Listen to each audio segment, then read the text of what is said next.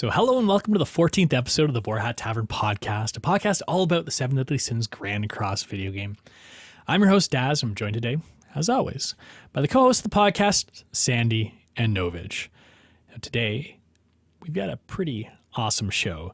We've got a fresh collab, the Stranger Things collab, and it's one of the first times we've had a collab or even units being released where we didn't have the foresight to see how they perform in JP first. So this is really new territory for like most people on Global, us included. So I'm pretty excited to talk about these characters and do some theory crafting, because that's really all we can do at this point, because we haven't had a chance to play with them in game. And we're going to be talking about all the characters in detail, what we think about them, how we think they should be used in PvP, if at all, if we think we should pull, if we think we should not pull. We're going to go over everything you need to know. And then at the end, we're going to cap it off with a little bit of Jeopardy, because we all like Jeopardy. It's one of my favorite games that we play at the end of these shows, so we figured we'd do it again, even though we did it a couple weeks ago. But before we get into the show, Sandy, how was your week? I've kind of lost my voice, so, how was your week, Daz? You tell us. You're turning the tables. I mean, I'm supposed to be the one asking you guys these questions, but yeah, I guess, I don't know. My week was good. A few days ago, I woke up in the morning and I opened the blinds to 2 inches of snow on our ground, which is kind of strange. I mean, I live in just southern Ontario part of Canada, and it's not like out of the normal, but it is out of the normal. It's not really something that we're used to seeing, in the middle, at the end-ish of April, snow on the ground. I can't imagine you guys see very much snow at all where you're from out in California, but still, either way, it was definitely a shock to my system. I almost had to get the snow shovel out. That was kind of a strange feeling. But okay, flipping it back to you guys though, Novage, how about you, bud? How you finally glad that we don't have to do Guild Boss to try and qualify for Guild Wars this week? Yes, I think I speak for everyone when we're glad that push week on Einik is gone, and hope he doesn't come back for a very long time. Looking forward when they add the new Guild Boss. At least that's some fun territory to enter. Yeah, and rumors are saying that is the next Guild Boss we'll be seeing too. I've noticed some people say that's potentially been leaked already as well. So fingers crossed, it'll be cool to get a new Guild Boss, get some new guides out from Sandy. I'm sure she's excited to do that as well. So getting into the show, we've got Stranger Things collab. We've got 4 new characters. We're going to talk about them all. We're going to break them all down. And I really want to put this big asterisk disclaimer next to it. Usually when we talk about characters, we've seen them in action for a month plus.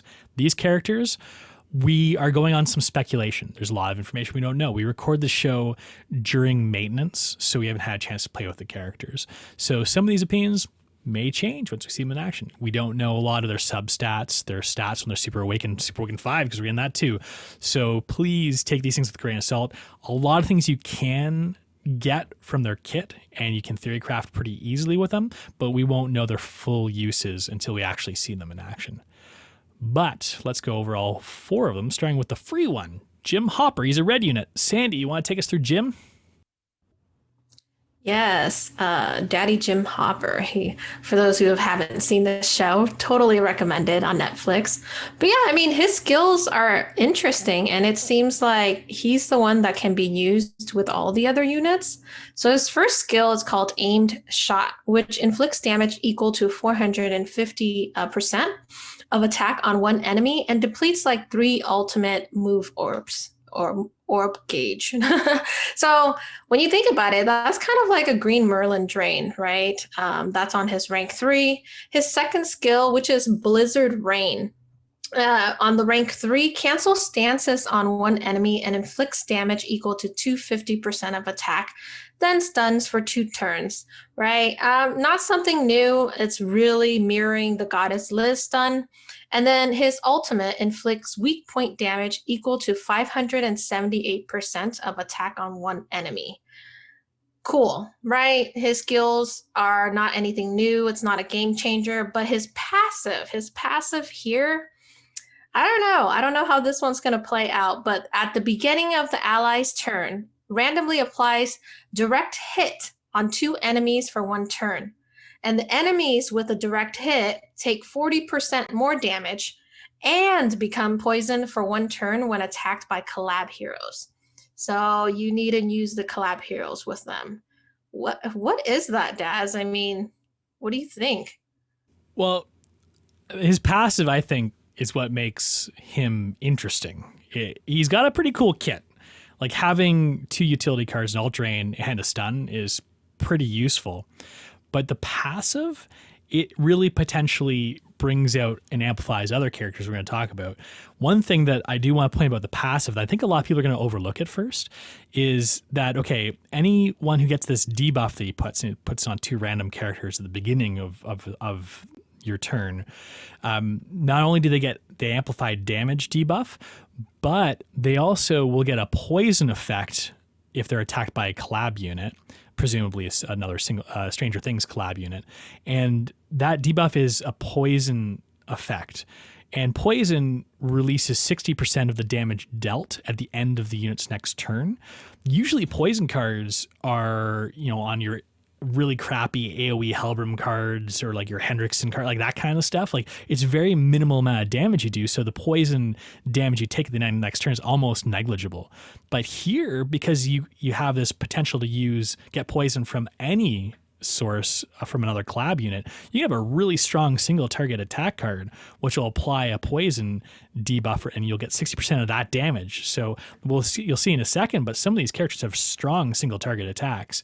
Now, if you just kind of bank that 60% of that damage you do and you apply it to the end of their next turn, assuming it doesn't get cleansed, of course, that is actually a significant amount of poison damage. That's one thing that I thought was kind of neat there. But I don't know, Sandy, like, what do you think about this? Like that's a lot of poison damage. You were muted. Oh, gotta love that I am mute on button. mute. It happens at least once every show now. I think we've hopefully met our quota of mute button errors. Oh man, what am I, a noob? But yes, anyways, that 60% poison damage of damage dealt is crazy. I wish that his passive would work as him in the sub slot, but he has to be on the field. So, I don't know. Maybe when we look into the other characters, can they become a meta? Who knows? Yeah, and I mean the one nice thing too, at least, even though you can't use his passive in the sub slot, it's nice that he does bring utility to the field when he's in a forward position in the front of the field. Most of these units, they're like walking passives like your Death Pierces. Like you'd never want them to appear in the front, right? But this guy, he's got a passive that works well for the units, but also he's got that stun and the ult deplete, which are 2 really solid cards. I was expecting Jim Hopper, because of who he is, to have like more DPS damage, but he's really a utility character to heart. He amplifies other characters and provides the utility that I mentioned a second ago. I think that's a lot of strong abilities there. What do you think, Novage? Oh, we've got our second mute fault of the day. Is this going to be a theme for this podcast? We should call it "Forgot the Mute Button." I hope not. So yeah, I agree with everything you guys have been saying, and just out of curiosity, like we don't know yet, but I mean the wording on there says when attacked by a collab hero, is it specific collab to their collab, and it will cross over to any of the previous or future collabs? I mean, definitely would change the use of his passive if it opened up to any collab, but they, in a sense, I guess, to keep it more, I mean, the wording says attacked by collab heroes.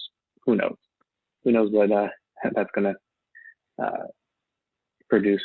Yeah, I feel like it's safe to say that it would just be for Stranger Things collab units. Like it seems like it would make character design down the road a lot more difficult if this is for any collab unit and a potentially really broken passive. I mean, we're going to find out in just a few short hours, and most people when they're listening to this, they're going to know the answer to that question, but I'd be shocked if it was anything other than just Stranger Things collab units that get that. So, I mean, I guess we're going to be talking about these characters as well. We're just going to do a brief overview of them all first, and we'll kind of talk to them as like a unit, like how they can work well together once we get to the end. So we're going to move on to the next character, which is 11, which is one I really want to talk about, but we will come back and talk about how all these characters synergize together once we get through them all to begin with. 11 is a blue unit, and before the collab was announced, I assumed she'd be the OP character of the collab, and she has the makings to be that OP character as well. So her kit, she's got a couple she's got a single target attack card for her first card. It's called Psychokinesis. It's a power strike card, which we know is really powerful because that's the one that Sariel's got, and it's the one that Merlin's got. On gold, it's got a 475% attack modifier.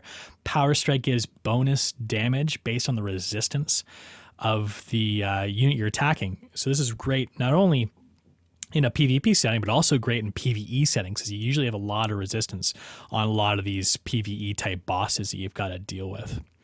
The second skill is called Psychic Wave. It inflicts wave damage, which is a new piece of blue text, equal to 450% on all enemies. Now, that's a huge multiplier for an AoE card. That's higher than a lot of single target card multipliers. But what wave damage does is actually a negative thing. It makes it so you deal 12% less damage per enemy on the battlefield. So if you've got 3 enemies, you're doing 36% less damage. 4 enemies, you're doing 48% less damage, again, depending on the format. But if you only have 1 enemy on the field, it's basically another strong single target attack card, which is kind of cool. Her ultimate is called Psychic Pressure. It does, when you're fully maxed out, 780% attack on 1 enemy, and it restores the HP of all allied heroes by 40% of the damage dealt, which is a pretty big heal. Presumably that heal is smaller, not only because your ult does less damage, but also because you probably need more dupes to get it to that 40% number. But when you're at a lower ult level, you presumably do a less than 40% as well. But we'll find that out again once the character is released officially in game. The passive, like you got single target power strike card. You think that's enough, but well, guess what? Her passive makes it even stronger. Increases the hero's damage dealt against enemies by 40%. 40%, Sandyy. That's crazy. Remaining HP, though, will decrease by 10% for each skill use. So it does, this power comes at a cost. I think this unit could potentially be really busted. One of the things is we don't know how hard she actually hits. We don't know, as of right now, her crit chance or crit damage, her substats, her like a raw attack stats at SA5. Again, we'll find all this stuff in the coming weeks. But first glance, she's probably going to hit pretty hard. Even at AoE with the negatives, when there's 3 characters on the field, that's still a high multiplier. So it could potentially do a lot of damage. I don't know. You guys must have some opinions about 11 and how she's going to fare. Novage, what do you think? Is she going to be that next OP unit? Does she have the potential to do that? I think that there's definitely some potential there. Like you said, there's a lot of unknowns, but I mean, just on paper right now, you know, her passive kind of counters that wave. It's the new wave damage negative effect per enemy on the field. I mean, all 3 enemies on the field, 36%. So, I mean, that kind of goes against her passive. So she essentially could still be doing over 400% damage easily on all enemies. And again, we started with Hopper. If she's paired with Hopper, you also kind of neglect that as well. So you're looking at definitely some potential. What teams that she could be on? She is a blue unit. So again, you know, I think it's, you know, there's so many units to try to figure out what to put them on any existing teams. I think with Hopper there, I think at least trying to create a new team setup using these characters is probably the first team that might be out there that we see. But definitely she looks like a unit that could be pretty strong in PvP. Yeah, if this AoE card especially does a lot of damage with Hopper paired with Hopper, the fact that those 2 units that Hopper debuffs not only get that 40% extra boost, but also the poison on top of it. This AoE could do a lot of work to those two debuffed units. And then, like, the nice thing about Hopper's debuff too is you don't need to play a card to get it. It's just a passive debuff. And I think a lot of people neglect the power of passive debuffs, right? Like Ludociel is probably one of the most commonly known ones. You get that debuff if you out CC everybody, right? It just happens. You don't need to play a card to get it. There's a lot more power in that because you only can play 3 cards a turn. So you can use 11's AoE. It gets boosted by Hoppers. You apply poison damage as well as the boosted attack.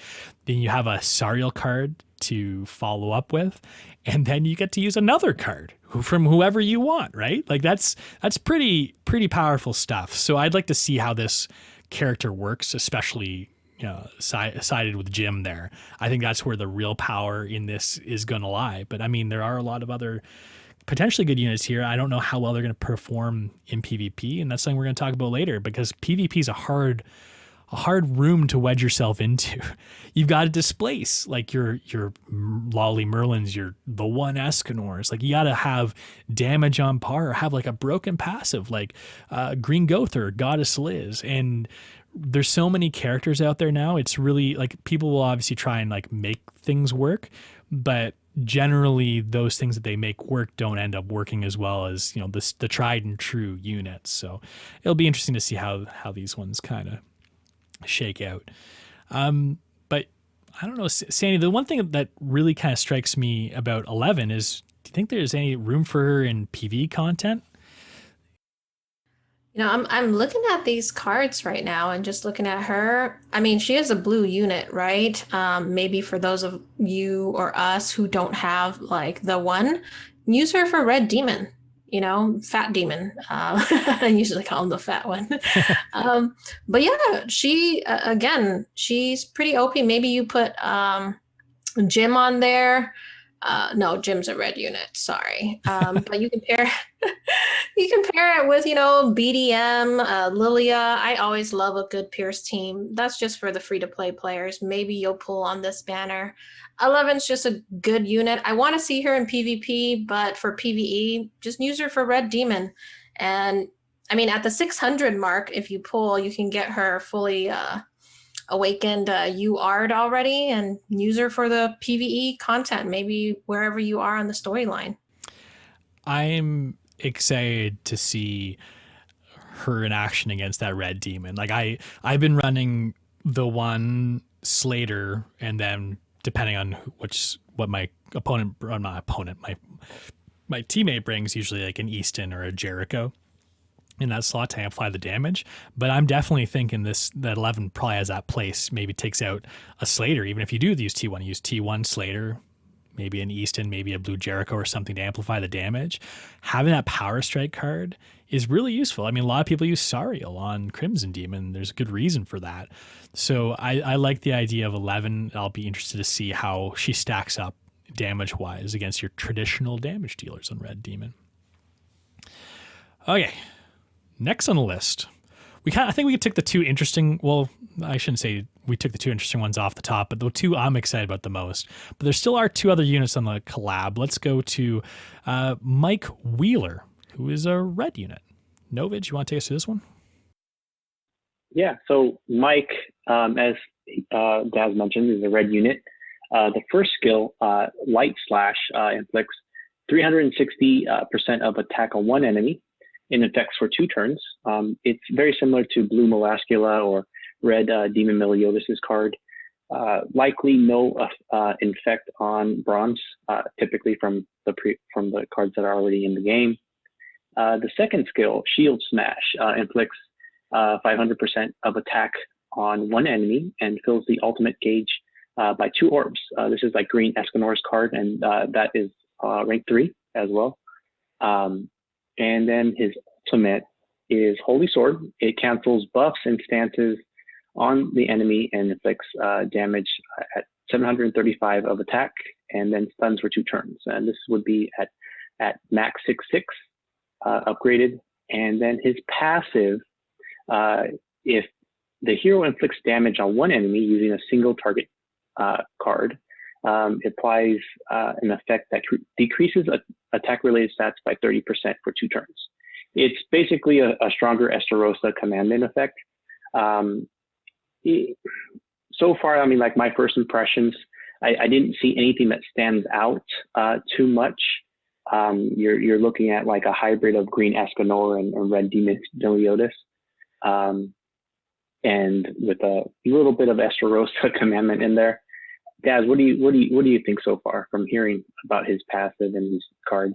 I don't like him. I don't like his character design in terms of his kit, to be honest with you. I feel like it's one of those kits that sends mixed messaging. You look at his kit and you're like, okay, well, he's got 2 single target attack cards. One is a weaker attack card with an infect, which infect's not like the greatest debuff, I would say. Like maybe it's got some power as an AoE, like on like Merlin, for instance, but as a single target, not so much. And then the second skill is, like you said, is like Green Escanor's attack card, right? Green Escanor, there's a good reason to want to rush his ult.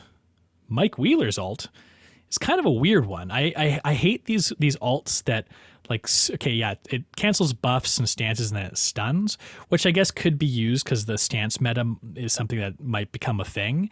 But I'd just rather have like a really high ult modifier, because usually you want to kill with the ult. You don't want to stun the guy. You want to delete him off the board. That's like the ultimate stun, right? Like why do they give him an ult that does that? Like maybe it'd be cool if it had a higher multiplier and then it canceled stances and stuff, but you still hit him hard, right? So you can kind of get rid of any of those buffs, or Tarmiel or maybe some Estarossa stance or whatever that might reduce incoming damage.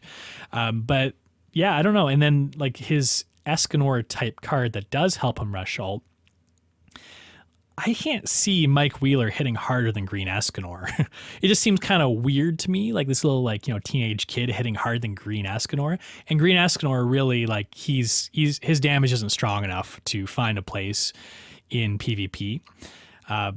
Really anymore, right? Like sometimes you see him out there because of, he counters T1 a little bit, but you just have stronger options now in terms of attack. And I'm not sure, like maybe Mike Wheeler will end up having like insane attack stats, but it's probably unlikely. There's nothing attached to his cards, no power strikes, no severs, like nothing like that to really stand out and really scream at me that this guy's going to be dishing out some big daddy damage. His passive's cool too, but again, single target, it just doesn't seem like it's enough. It's useful, but really, like, why is he have that? Is he a damage dealer? Is he utility? Is he trying to like reduce damage? I don't really know. Like, Sandy, what is this guy up to? I don't know. He seems a little weak, I mean, you have to use a card basically to deal damage in order for his passive to really proc. And he's just vulnerable, being a red unit with, I mean, unless you throw like HP, defense on him and you really max him out, he's vulnerable to a lot of blue characters that are in PvP right now. Zawon will probably one hit him and put him against 11. She's probably going to kick his butt. Like, he's just, I don't know. He's not impressing me right now. Yeah, he's definitely, I think, I mean, who knows? Maybe we'll be wrong. I think he's the least desirable of the bunch. Again, maybe it's great to have one for collection, but I think beyond that, he's just going to sit in my box and gather dust over the years. What about the next one, though? Novage, we got Will Byers, a green unit. He's got some interesting stuff going on here. Tell us about it.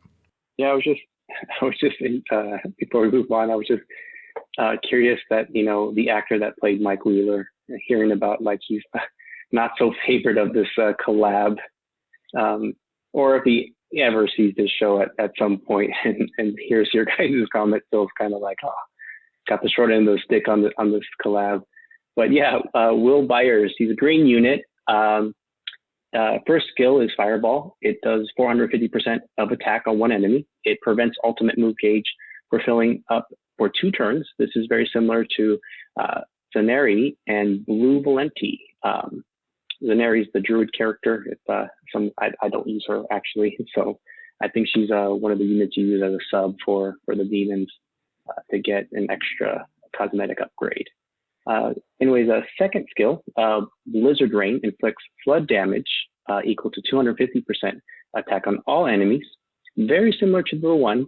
It's actually the same added effect, but this one's an area and it does less damage.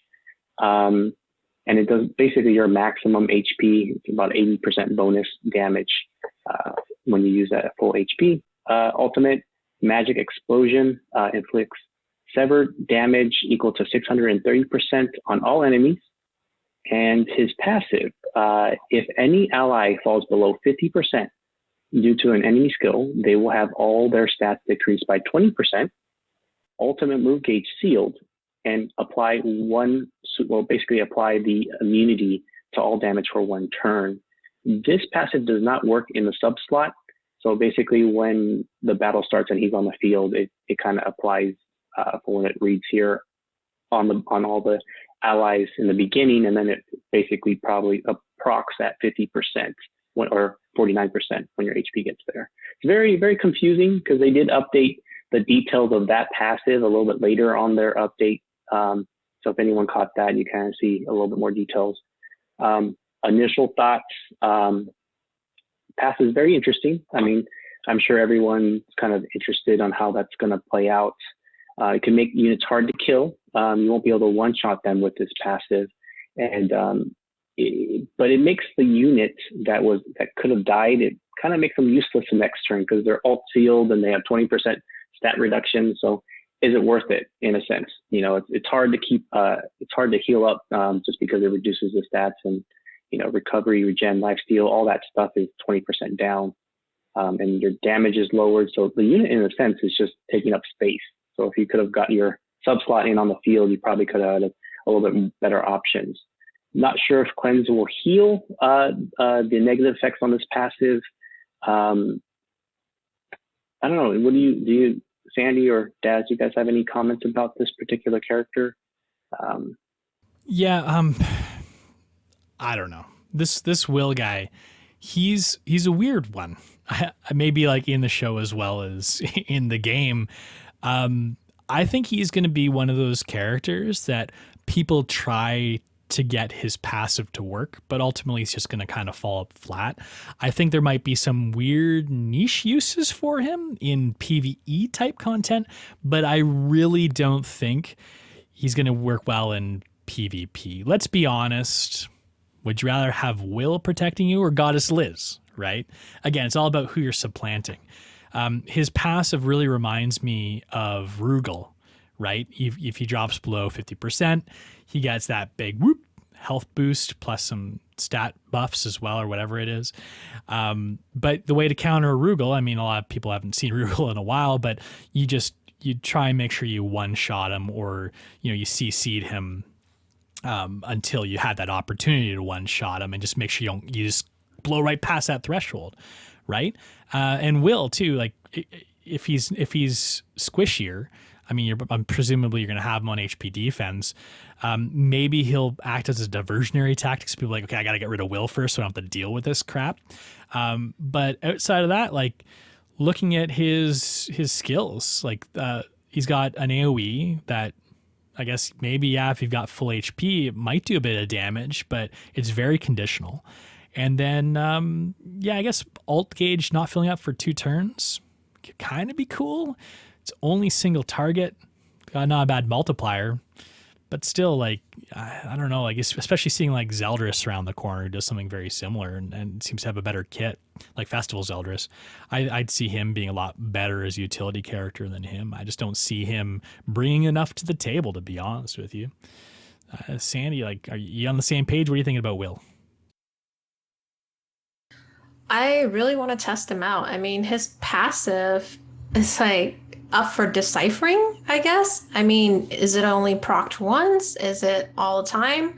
I mean, from the way that they worded it, saying, applies 1 superpower, which grants immunity to all damage for 1 turn.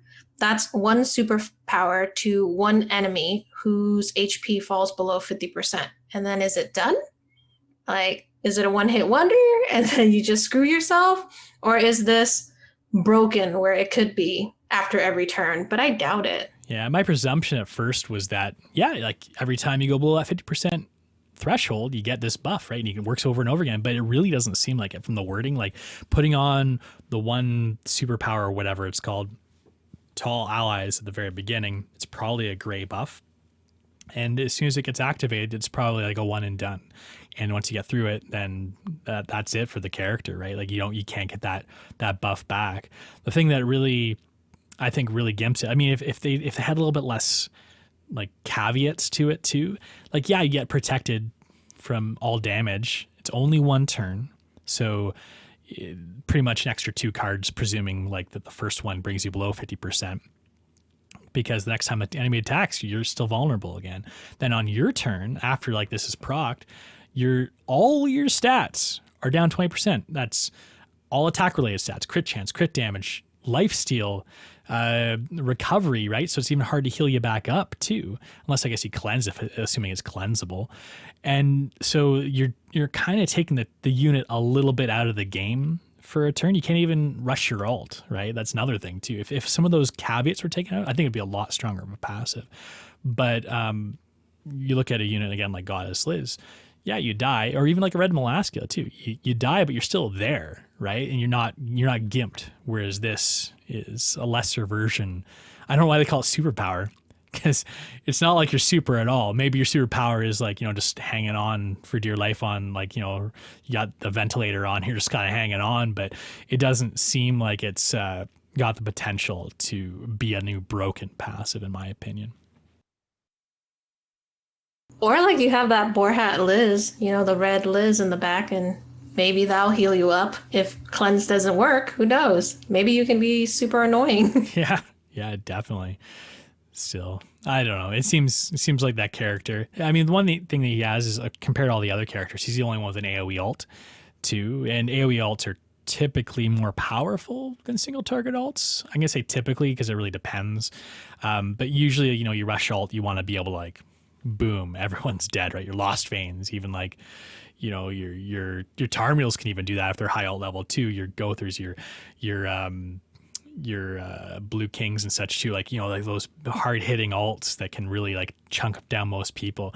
Like he's potentially the only one who has something similar to that, and he's got sever damage on his ult too, which I mean, I don't know what his crit chances are going to be like, but hey, if you can crit on everybody with a 630% attack modifier, you're looking at some pretty decent damage there. But again, he's probably going to be on HP defense, so is that really that much of a bonus to add to this?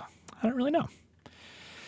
So let's talk about PvP impact. We've kind of been dancing around the idea of this as we've been talking about these 4 characters, but now that we've talked about them all, maybe we can talk about how we think they could potentially be wedged into PvP, geared, ungeared, who knows, to actually make a difference, right? So when I look at this team, these characters, the only real synergy I potentially see, and I'm very skeptical about this even, is having Hopper and 11 together. We mentioned it a little bit before, but Hopper and 11, Hopper has to be in the front line.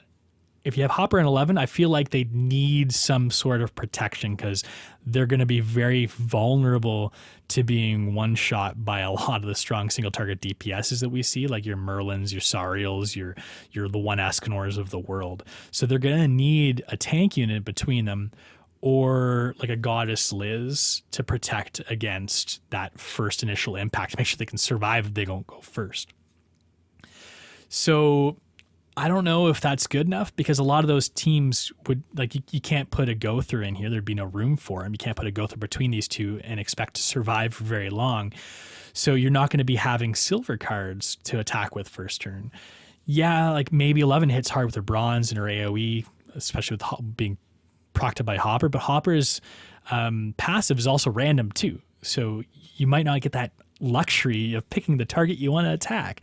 So it just seems like there's a lot of potential downside to using those two as a pairing, even though Hopper can make potentially 11 be one of the hardest hitting units in the game. Again, jury's still out on that, but I guess we'll see.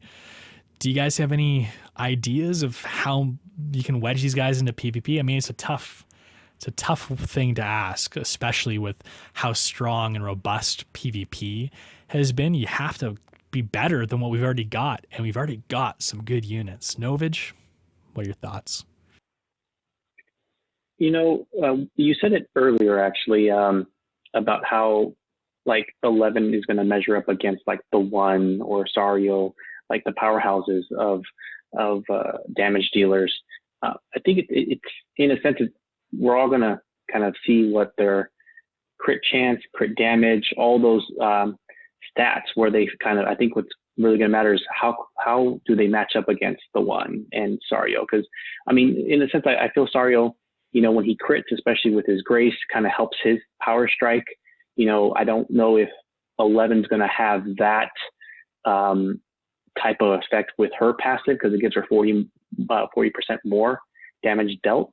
I'm not sure if it's going to measure up on against Sario's kit, in a sense. The other challenge that I see, typically collab characters, I don't feel that they have as much cosmetics as your other characters. So if you're playing on gear and you could max out all the stuff that you're able to get for these collab units, I don't know if it still will measure up against, the 1 has, 5 of every single cosmetic. I think I don't remember the last collab. I think they maybe get 3 of each or 4 of each, or I don't remember them getting the full 5 of all 3 types of cosmetics. But Sandy, I think also has some opinions too. Do you want to add to my little banter there? Yeah, I mean, again, like Hopper's passive doesn't work in the back line, he has to be on the field. And I just feel like he might be a little squish, but with his debuff and 11's attack to put on a strong bleed, maybe we could, I don't know. I don't know how to work him. And I'm thinking like Festival King, but now I'm doubting myself because I forgot again. That's why he's not OP. His passive doesn't work if he's in the sub slot. So it's hard to wedge somebody between them to be able to take that damage. I know what you're thinking there too, Sandy, with Festival King has that attack card that can release damage over time effects, so you can release a portion of that poison damage. But yeah, like you're saying too, like it'd be great if Hopper could work in the back line, because you can get 11 to deal a large bit of poison, then you can get Festival King to follow up with a big poison release, right, and potentially do a lot of big damage. But in that case, you'd probably want to have like a Hendrickson or something paired with the Festival King to make sure you can get those 2 debuffs to make sure that Festival King's passive procs and stuff. But if you have 11 Festival King and Hopper in the front, you won't be able to get those because King has a poison card. He doesn't have corrosion or any of those other things that you need. So it'd be difficult to get those proper debuffs up to take advantage of King's passive. But yeah, I mean, like I do think that maybe some weird things will be able to crop up here, but I think it's mostly going to be like meme-ish, if nothing else, to be honest with you. But what I think everyone probably wants to know is like, is this banner good enough to pull? Like, what are you guys planning on doing? Sandy, are you going to be pulling on this as soon as we get back into the game here? I'm debating on it. I mean, Netmarble did give me 300 free gems to pull on this banner, so then they could jip me for the ReZero collab. I don't know. I mean, the people on their banners, I mean, who wants these? I mean, Blue Bond, Blue Liz Hawk. Like, I'm not even excited. They didn't even put any other units. I know everyone's kind of throwing some fists around with Blue Arthur being replaced on there. Who knows? I don't think I will, to be honest with you, Daz. I don't. Yeah, and collabs are always tough because it's not like you can like pull 1 or maybe 2 of a unit that you want, and like, maybe down the road you'll get a few more of them and you can get them to 6/6, right? Like, it's after the banner's gone, and likely, potentially never coming back again. Like, who knows if they'll ever do a rerun of the Stranger Things collab, but it's not something I'd ever hold my breath for. Not to mention, if you want to invest in their cosmetics, you're gonna have to fork up the dough, right? And you can't just wait it out and you do that later. You gotta make that decision now. Collab banners are really tough, and unless there's a really strong OP unit on the banner, which doesn't really look like any of these, in my opinion, are meta breaking must summon units, I think it's to be honest an easy skip unless you're a collector or a whale. The nice thing about this, you can summon 600 gems. You get to select one of the units. So if there's one you got your eye on, you already got Hopper, you'll get two of them like guaranteed for 600 gems. 600 gems is not a small amount though, right? Especially we've got another collab coming around the corner. I think that's going to be a lot of people's question is, if I spend money on one collab, which collab should I spend it on? And to be honest with you, I think the next collab is likely the better answer to that. But I think a lot of that kind of those answers are going to come throughout the week. But I'd still say to anybody who's questioning it, wait to see, what the Setons and Nagatos of the world and the Morellis, what they end up doing with these units, because they're going to pull them. They're going to 6-6 them. They're going to try everything out. They're going to test it all out, and they're going to show us all what it's like, right? So if you're not sure, don't rush to some. There's no rush. You got 2 weeks. 2 weeks to figure it out. And maybe we'll find out that 11 is that OP unit that everyone's got to have for, PvP for whatever reason. Or maybe Mike Wheeler turns out his passive is actually broken. But these are the kind of things we just need a little bit more time, I think, to figure out. How about you, Novage? Are you going to be pulling on it? What are your thoughts? ReZero or Stranger Things?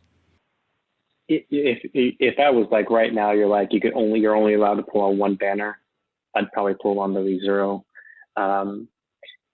But truthfully, I'd probably, putting that aside, that question, personally, I may pull on this. It just depends, like you said, on what videos go out there. And, other people I'm sure in our guild may get them and test things out. And it'd be interesting to see how their skills on paper actually, in use, what they actually materialize in. Because, again, so much opportunity, especially in different aspects of the game. Guild Wars, would 11 be good on a all humans team with like Roxy? Who knows? That could be like something that's there. But again, it's all guessing right now.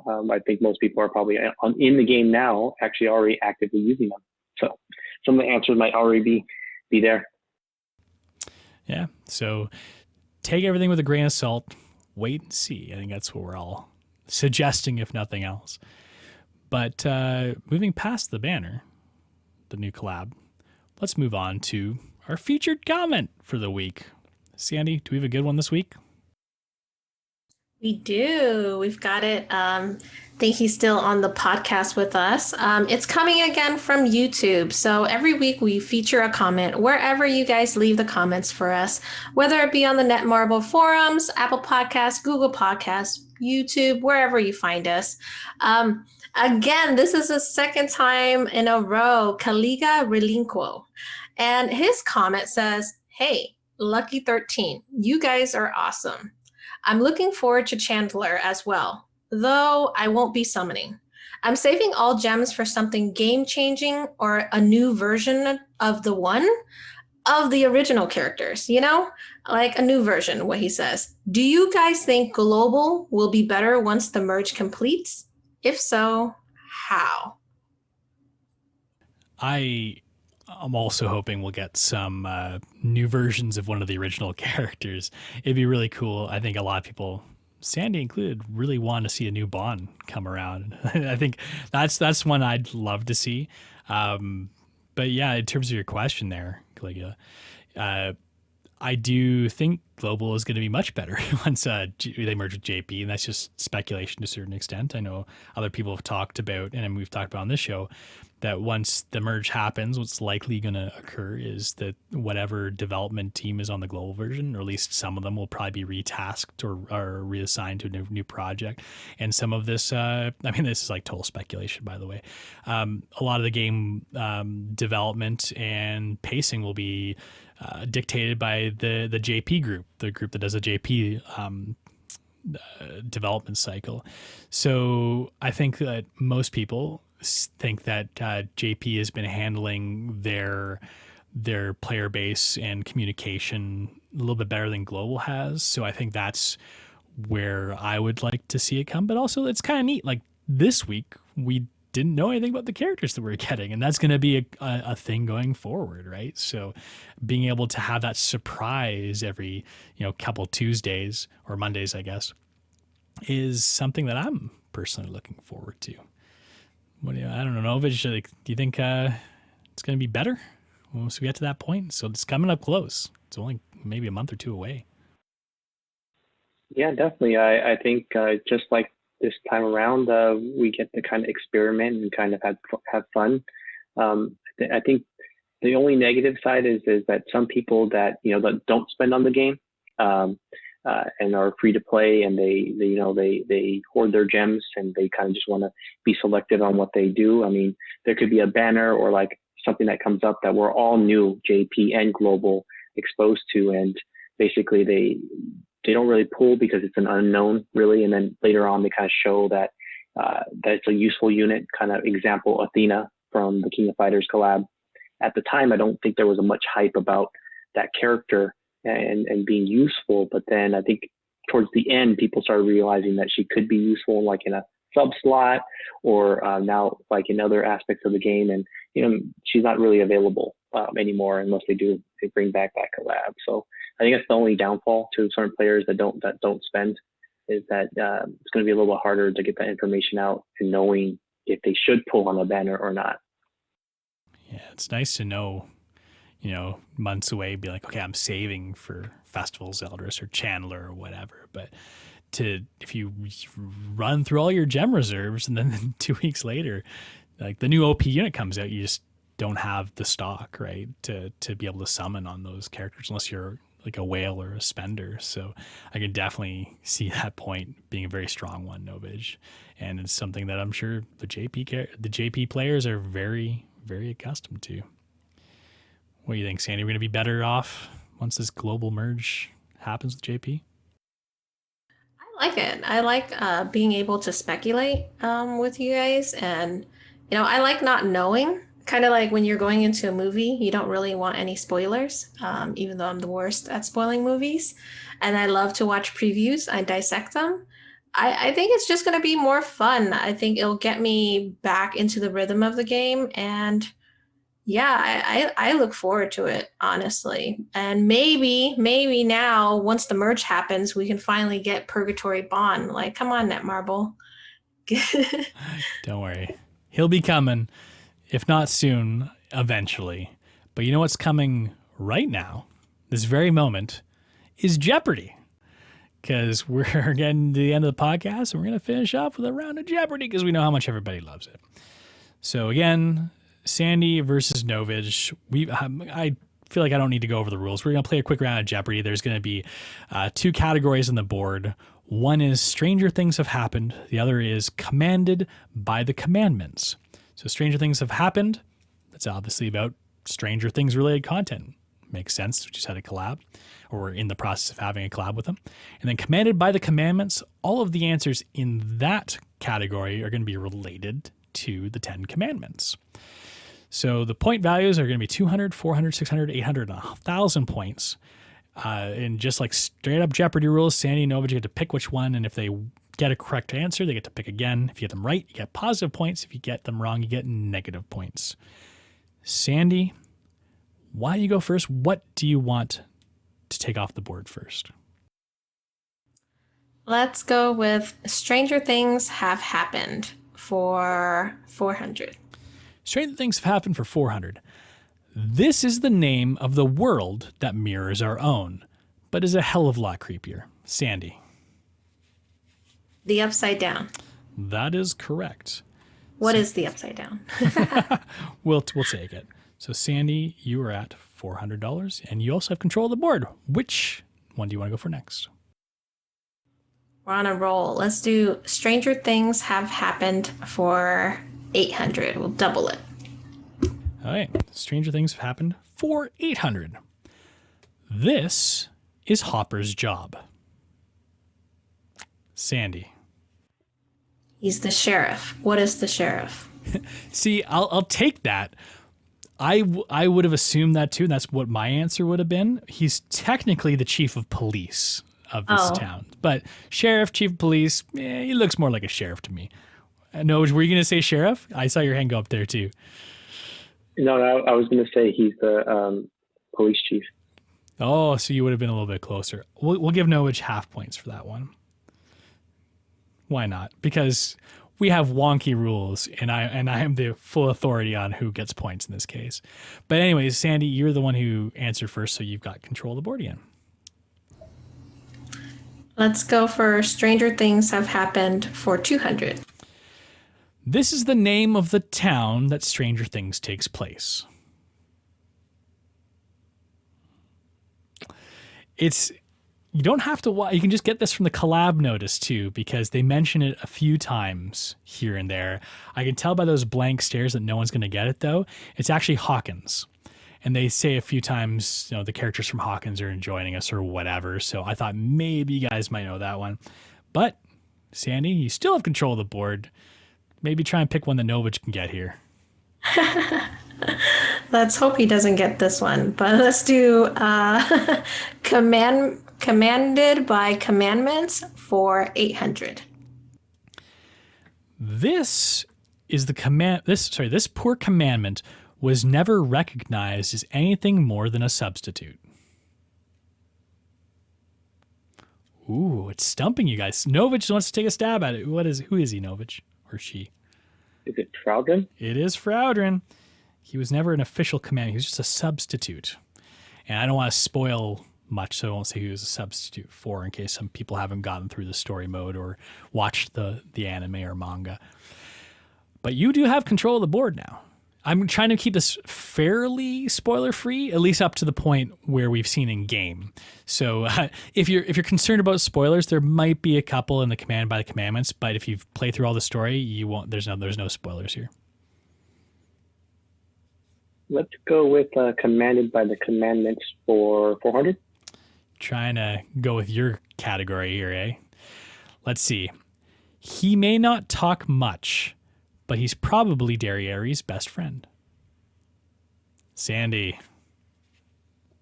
Who is Monspeet? Monspeet is the correct answer. You didn't want to give Novage even the chance of sweeping a category, so you've got control of the board. We'll take Commanded by the Commandments for 600. This commandment is still strangely absent from Grand Cross. I know which one, but I forgot his name. Doesn't look like Sandy's remembering either. Just a couple more seconds here. God. Anyone going to field it? I don't remember his name. I think it starts with a G. It does start with a G, but you guys have run out of time. It's Grey Road. Grey Road is the answer to that one. Some reason still not in the game for whatever reason. We got multiple versions of every commandment and still no Grey Road. Okay, Sandy, you've got control again. We've got 2 left in both categories. And you're muted. That's twice in one show. You're not supposed to do that. Wow, this is Deduction points. reduction. May I do Stranger Things Have Happened for 1,000? Sure can. This dark creature is the main enemy in Stranger Things. Novage got the hand up first. I might get this wrong, but is it the Demigorgon? Is it? Oh, you're really quick to Google. You know what? I think you might have me on a technicality. Yep, the Demigorgon. The judges ruled that is a correct answer. I may be slightly wrong. The one I was going for was the Mind Flayer, which I believe is this might just be the judge totally messing things up.